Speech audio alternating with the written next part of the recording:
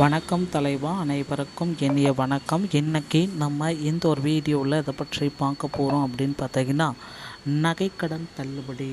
தமிழகத்தில் கூட்டுறவு சங்கங்கள் மூலமாக நீங்கள் பெற்ற அனைத்து நகைக்கடனுமே முதல்வர் விஜய் அவர்கள் 1% இல்லாமல் துல்லியமாக 100% நகைக்கடன் தள்ளுபடியை கொடுக்க இருக்காருங்க.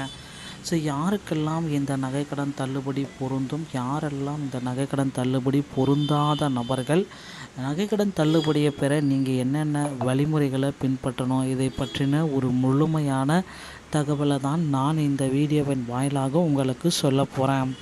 தமிழகத்தில் கூட்டுறவு வங்கிகளில் பெற்ற நகைக்கடன் தள்ளுபடி திட்டம் மீண்டும் அமலுக்கு வருமா, அல்லது கடந்த சில நாட்களாகவே பொதுமக்கள் மத்தியில் ஒரு சில கேள்விகள் வந்துட்டுருக்கு.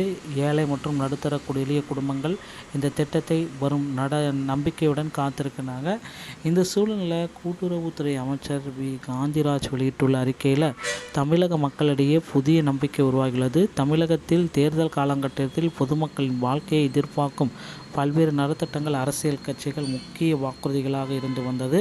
அதேபோல் தற்பொழுது முதலமைச்சராக உள்ள ஜோசப் விஜய் தனது தேர்தல் பிரச்சாரத்தின் பொழுது பெண்கள் மற்றும் ஏழை குடும்பங்களுக்கு நலனை முன்னிறுத்தி பல அறிவிப்புகளை வெளியிட்டார்.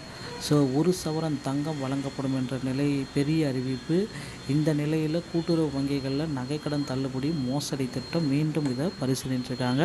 ஸோ இதில் தகவல்கள் அனைத்துமே வந்துருக்கு. நகைக்கடன்களை எப்படி இருக்குது அப்படின்றது பெரிய கேள்விக்குறியாக இருக்குது. கடந்த 2021ஆம் ஆண்டு கூட்டுறவு வங்கிகளில் 5 சவரன் வரை நகை அடமானம் வைக்கப்பட்டு தள்ளுபடி வந்தது. அதே போல் பார்த்திங்கன்னா கடன்களை செய்யும் திட்டம் தமிழகத்தில் அறிவிக்கப்பட்டுள்ளது. அந்த அறிவிப்பு வெளியான பொழுது ஏழை மற்றும் நடுத்தர மக்களின் மிகப்பெரிய வரவேற்பை பெற்றது. குறிப்பாக கொரோனா காலத்தில் பாதிப்புகளால் பல குடும்பங்கள் கடன் சுமையில் சிக்கியிருந்த நிலையில் இந்த இரத்த திட்டம் அவர்களுக்கு ஒரு பெரிய நிவாரணமாக அமைஞ்சிருக்கிறதுங்க.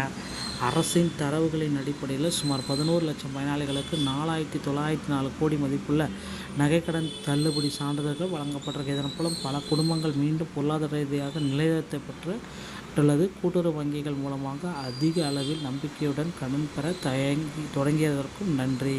ஸோ நண்பர்களே, இந்த ஒரு வீடியோ பதிவு இதை பற்றி தான் உங்களுக்கு விளக்குது அப்படின்றத சொல்லலாம். கூட்டுறவு வங்கிகளில் நகைக்கடன் ரத்தாச்சு அப்படின்னா நண்பர் பார்த்திங்கன்னா என்ன செய்வாங்க, 5 சவரன் வரையிலான நகைக்கடன் தள்ளுபடி ஆச்சு அப்படின்னா விவசாயிகள் மற்றும் சாமானிய பொதுமக்கள் வைத்துள்ள கடன்களை குறித்து ஒரு அறிவிப்பு மற்றும் எதிர்ப்பு ஒன்று வெளியாகியிருக்கு. ஸோ என்ன அப்படி ஒரு அப்டேட்டு எதிர்ப்புகள் அப்படின்னு நம்ம பார்க்கலாம். தமிழகத்தில் சட்டமன்ற தேர்தல் முடிந்தது. இதில் முதல்வர் விஜய் அவர்கள் தேர்தலில் வெற்றி பெற்று முதல்வராகிவிட்டார். தற்சமயம் பார்த்திங்கன்னா இந்த ஒரு அறிவிப்பை அவர் எப்பொழுது வெளியிட போகிறாரு, நகைக்கடன் தள்ளுபடி. ஏன்னா தேர்தல் வாக்குறுதிகள் இது இல்லவே இல்லை. ஒருவேளை தேர்தல் வாக்குறுதிகள் இவைகள் இருந்த பெற்றால் அடுத்தடுத்து என்ன நடக்கும் அப்படின்றது ரொம்ப கேள்வியாக இருக்குங்க. நண்பர்களே, இந்த ஒரு வீடியோ பதிவு உங்களுக்கு ரொம்ப ரொம்ப பயனுள்ளதாக இருக்கும் அப்படின்றத நம்ம நம்பலாம். இந்த ஒரு வீடியோ உங்களுக்கு பிடிச்சிருந்துச்சா நீங்கள் நம்முடைய சேனலோடு இணைந்திருங்கள். மீண்டும் ஒரு நல்ல தகவலோடு நான் உங்களை சந்திக்கிறேன். நன்றி, வணக்கம்.